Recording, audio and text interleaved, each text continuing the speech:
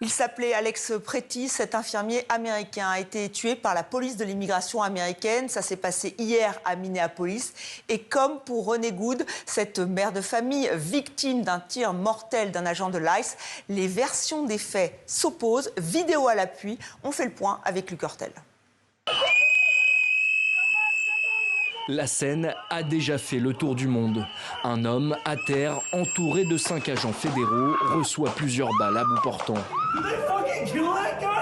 L'homme s'appelle Alex Pretty, 37 ans, infirmier en soins intensifs dans un hôpital pour anciens combattants. Citoyen américain, il n'avait aucun antécédent judiciaire et possédait un permis de port d'armes légal. Le département de la sécurité intérieure fournit immédiatement la version officielle, relayée par le commandant de ICE, Gregory Bovino. L'agent a tiré en situation de légitime défense. Au cours de cette opération, un individu s'est approché d'agents de la patrouille des frontières des États-Unis avec un pistolet semi-automatique de 9 mm.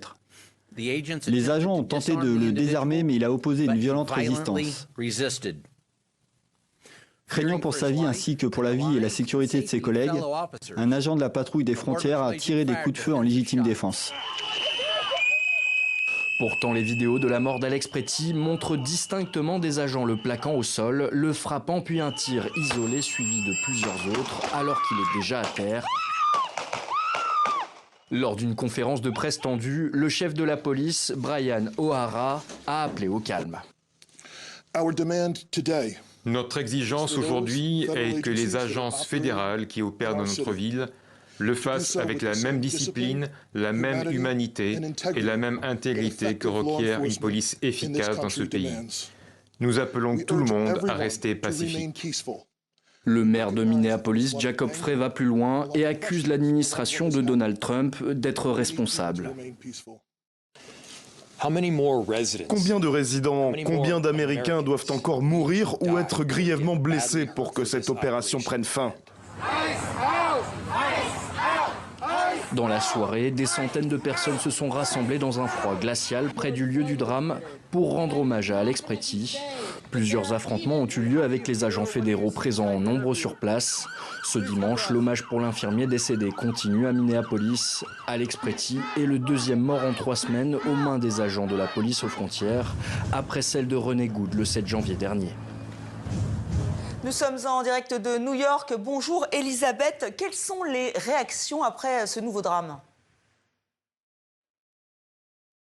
Écoutez, 2 Américains morts sous les balles des forces fédérales en moins de 3 semaines, même si le sujet, l'immigration, est très politisé et divise.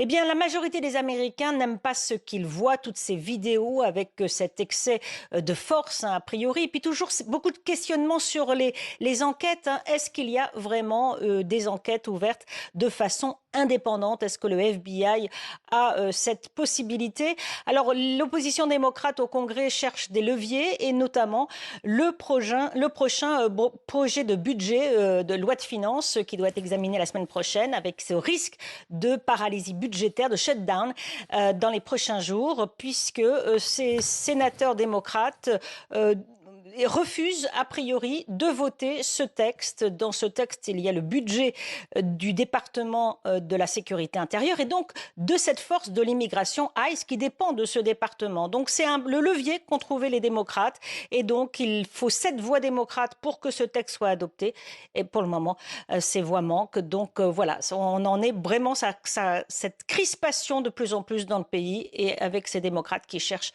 à forcer ICE de partir des villes américaines.